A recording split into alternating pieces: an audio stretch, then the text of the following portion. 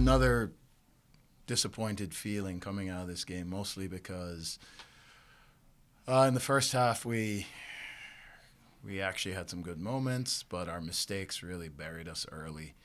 And to come out in the second half, we again showed quite a bit of resolve. We saw some really good work up front that was able to create some turnovers, which led to opportunities for us.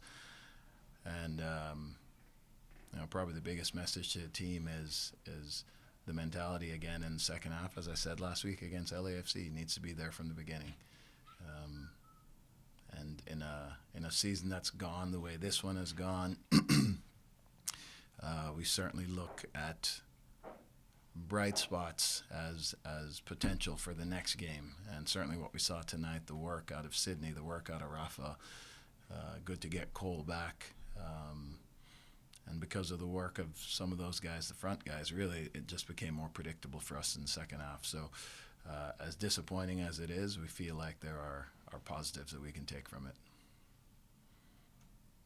Hey, Robin, thanks for the time tonight. Sure, Brendan. I was just going to ask about the LAFC game, and you mentioned the mentality shown, but how concerned are you about the spirit and the overall, I guess, the mentality of that locker room, considering it's another multi-goal loss? It sounds like you were in the speech. That's what I just said. I am concerned because no matter how many times you can pick out positives and highlight certain things, at the end of the day, we all know that this is a results-oriented business, and to lose again and lose by multiple goals, it's disheartening, and it's hard when a team is in this position, and we just need something positive to hold on to and to grab onto. And unfortunately, we made a few mistakes and put ourselves in a bit of a hole early. So it's a valid question. How do we keep the mentality going? Again, we have to highlight the positives, and for me, the positives in the second half were the amount of work. Rafa did a great job of holding the balls up, which allowed us to get into some attacks, and the mentality. Again, as you mentioned about LAFC, in the second half we saw more, and we saw more than we did in the first half. And so for us, it's to put that mentality with, I think, going back to trying to get the confidence in playing the way that we play, meaning the way that we've played for years. We played with a certain identity, and I think given the situation in the season right now, I don't see the same identity. And it's a mixture of desperation, being despondent. There's a lot of different emotions going on when you go through a year like this. But when we see positives, we want to grab them, and certainly the work tonight was a positive, and we need to continue to work to get back to playing with the identity that we've had for a couple of years now. To Matt Pollard, Burgundy Way. Hi, Robin. Thanks for the time. Sure, Once Matt. again, this isn't any more fun for me and Brendan than it is for you, given sure. the circumstances. Ralph gives up the penalty that then opens up the floodgates for Minnesota. That's not the first time we've seen Ralph make a mistake that's contributed to a goal conceded. What do you, the coaches, him, do to put him and the team in a better position in general when you're trying to defend? Yeah, it's easy to point out Ralph on the first goal, but we've certainly had many times throughout the year, and different players, goals oftentimes come off mistakes, but with the young players especially, it's lessons to learn, and I think there were some very valuable lessons to have been learned tonight. Ralph was very good last week. His work was good tonight. He got caught in a couple of situations where as young players, you have to learn from it. If you don't learn from it, then we're all wasting our time. But we certainly feel like Ralph has incredible potential, and in many moments tonight showed that. But the lessons, when you ask again a good question, the lessons to be learned from this are immeasurable for a young player. You go up against, for me, one of the best players in the entire league, one of the best attacking players in the league, and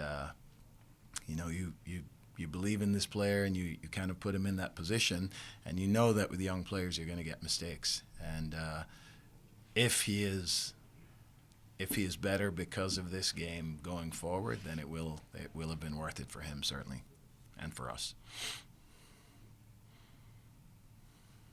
Go ahead, Matt, to follow up. Robin, at least from our vantage point with the availability report that the club put out, it looked like Keegan was a late scratch. Was that unexpected for you? And did that put either Moise or the coaching staff in terms of dealing with Keegan's absence in an unexpected and difficult situation? No, Keegan was nursing a few things coming out of the LAFC game, so he didn't train too much early in the week, and we probably could have gone with him, but given the number of games we've had, we didn't want to put him in a situation where he could potentially re-injure himself, so it turned out to be a good opportunity for Moise. Again, another young player who I think continues to improve and continues to learn lessons, and these minutes are valuable minutes for the development of these young players, and certainly we miss Keegan for a lot of reasons, not just his play, but his personality and character within the team. But it gives us an opportunity to further the development of some of the young players. And I thought Moise, again, had some very good moments and some young, naive moments. And with young, talented players, you're going to get those. Back to Brendan. Yeah, Coach, the other outside back tonight, Andrew, I mean, in the first half when you guys were trailing, he had a couple chances there where he just really drove at Minnesota and had a couple good chances. When somebody is, a month into the club and is already such a big spark, how much, I guess, have you seen him be that spark for kind of everybody else around him, including tonight? I think we saw it in his very first game. His first game he was here, his energy picked everyone's energy up, and I thought it was a night that we played quite well. But as you think about, you said something there I think is really important, that Andrew drove with the ball. And it's something we've talked a lot about recently is when you find opportunities, you have to be dangerous, you have to be bold, you have to be brave and willing to run with it. And certainly Andrew has no shortage of that. But tonight we saw that in Sydney as well. We saw it in Rafa. We saw it in Brian Galvan at times. And it's an important thing that our team continues to develop. We've talked about being a passing team for a long time. But sometimes you have to run with the ball to be able to affect the opponents. Sometimes passing does it, but sometimes you have to run with it. And certainly there were a couple of moments tonight where Andrew showed that that's one of his real strengths. And again, I really positive by Sydney in terms of his willingness to carry the ball and put the opposing defense under pressure. And it's an important thing. And he lifts our energy. I thought Sydney lifted our energy tonight. I thought Rafa's work lifted our energy. I thought Cole's running lifted our energy. And it's to say encouraging at this point almost seems like I'm not looking at the results. Obviously, I know the results. I know where we are in the table. But to see these positive moments out of these players really is encouraging. And I think it's one of the things that we need to do to continue to improve. Back to Matt.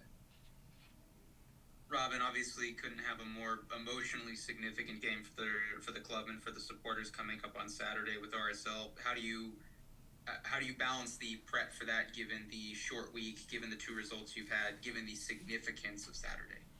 Well, we've just spoke about it in the locker room. We talked about the significance for the club, exactly, for the club, for the supporters, and that we need to approach that game as we did this game, certainly as we executed in the second half, with that sort of energy.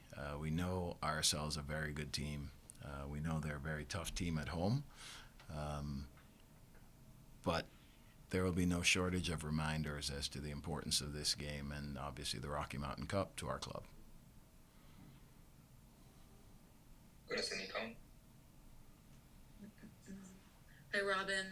On the note of RSL, have you in your playing or coaching career seen how a rivalry game so big could change the attitudes of people in the locker room, understanding what it is right now, even just the potential to get a positive result against such an opponent. Yeah, I mean, we saw it. We saw it a couple of years ago when I think we had lost the first game 4-1 and ended up winning 5-0 there, and won the Rocky Mountain Cup. And to be quite frank, I was amazed at how important that was. And since then, I've certainly gotten on board for that, and it's a big, big thing for us. It's a big thing for the club. It's a big thing for our supporters. Probably prior to that game, I was just about, we need to win games, we need to get to the playoffs, we need to execute, we need to get better. But when I saw the reaction to that and the reaction to winning the Rocky Mountain Cup, it's been of the utmost importance ever since. So we were certainly extremely disappointed to drop the game at home this year, and we feel like we have a big mountain to climb given the quality of their team. But it's a challenge that we not only know is there, but we have to embrace. All right, we'll pause there and back with Andrew Goodman. Thank you, Robin. Thank you.